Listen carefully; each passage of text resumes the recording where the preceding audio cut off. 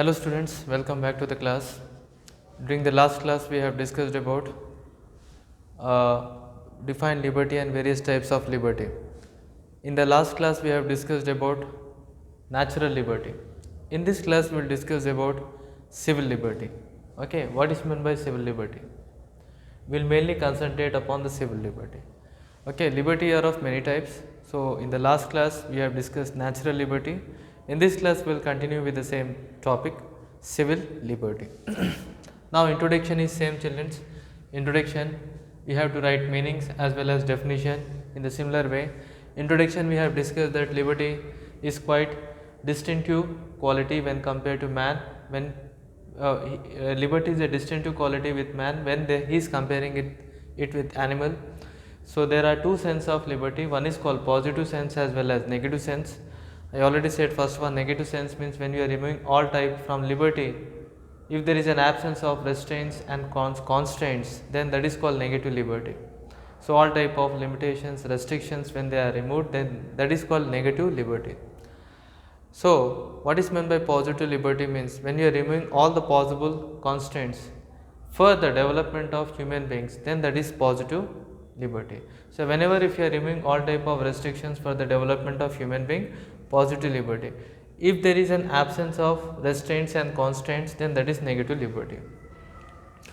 Meaning of liberty, already we have discussed. Liberty is originated from the Latin word liber, which means to set free. Why we are repeating this point is, whenever we are writing the points, you should not forget, because these are the main concept.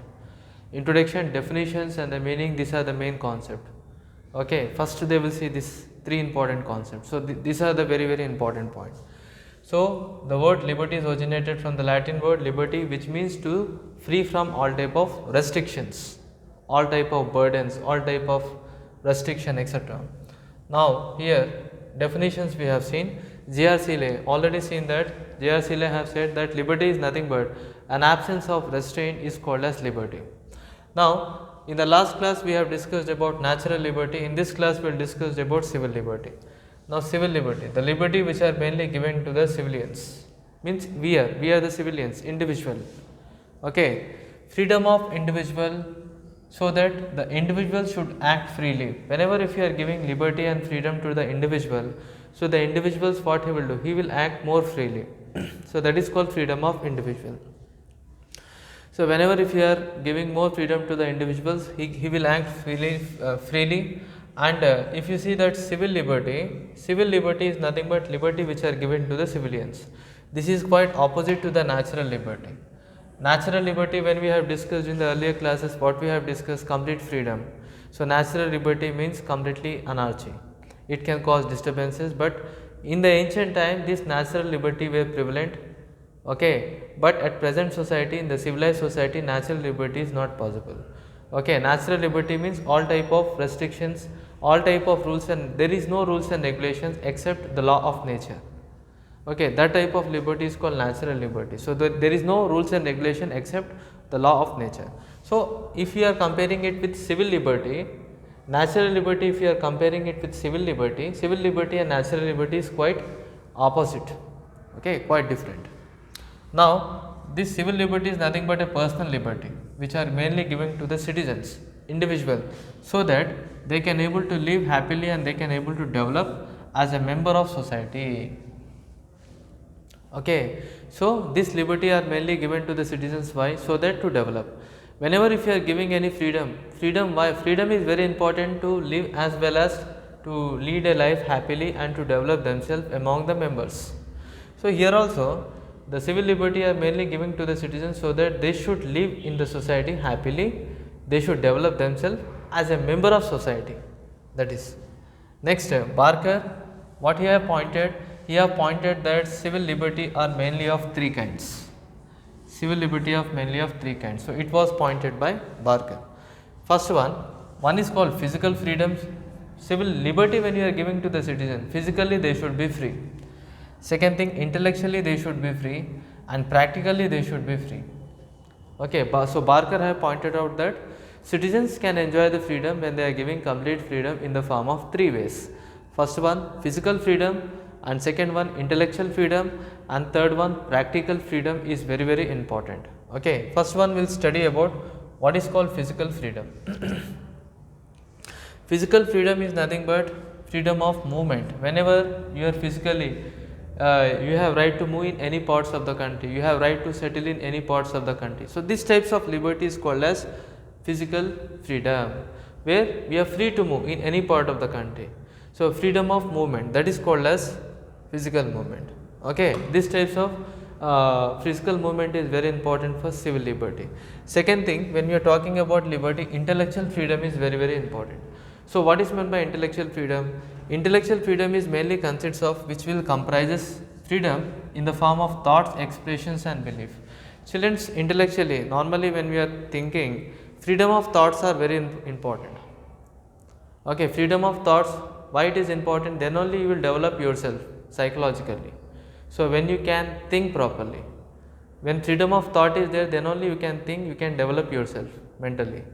Similarly, freedom of expression, suppose if you wanted to express your ideas, if you wanted to express your views, freedom of expression is very very important. There are various people, they will express their ideas in different ways. Some people will express their ideas orally, some people will express their ideas by written, verbally.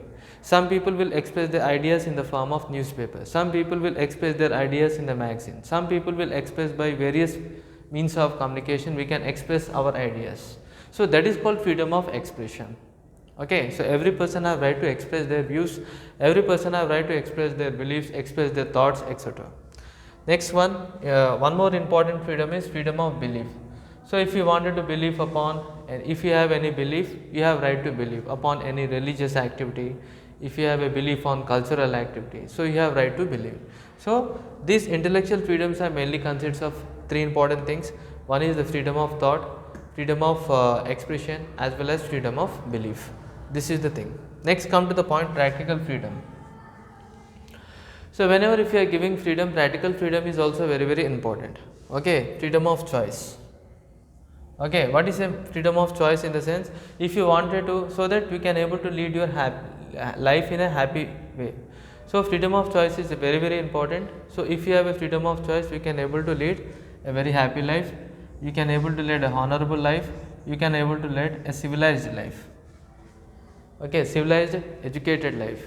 So this practical freedom is very important. Freedom of choice, freedom of choice is very important in our daily life. Okay, so that they can able to lead their life in a happy way, they can able to lead life in a respectable way, honorable way, and also in a civilized way. So this is about point. At the same time, last one, liberty. Civil liberty is also nothing but right which is mainly provided regarding life. Every person have right to live.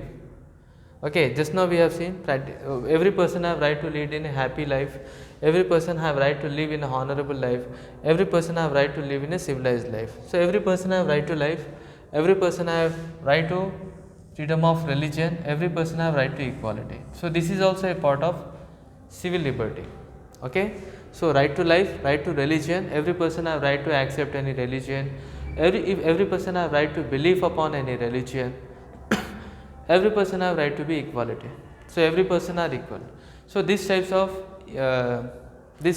liberty is very very important. So what we have discussed overall children, we have discussed about civil liberty.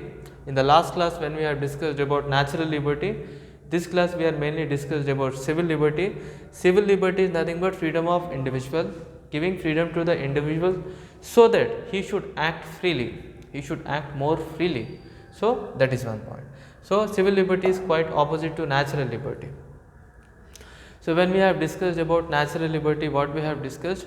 So when we have discussed about natural liberty is nothing but where the rules and regulations, complete rules and regulations will not be available. Okay, only the laws of nature. But when you are comparing it with civil liberty and natural liberty, these are quite opposite. Okay, civil liberty is nothing but this is a personal liberty so that the people can able to live and he can able to develop as a member of society. This is one point. Next, Bhargava pointed out that civil liberty are mainly of three kinds, three things we can find. First one is physical freedom is very important. Freedom of movement is very very important in civil liberty. Second thing, intellectual freedom is very important. Intellectual freedoms are mainly comprises of freedom of thoughts, expressions and belief. This is one point. Now practical freedom is also very important, freedom of choice to lead a very happy life, to lead a honorable life and civilized life.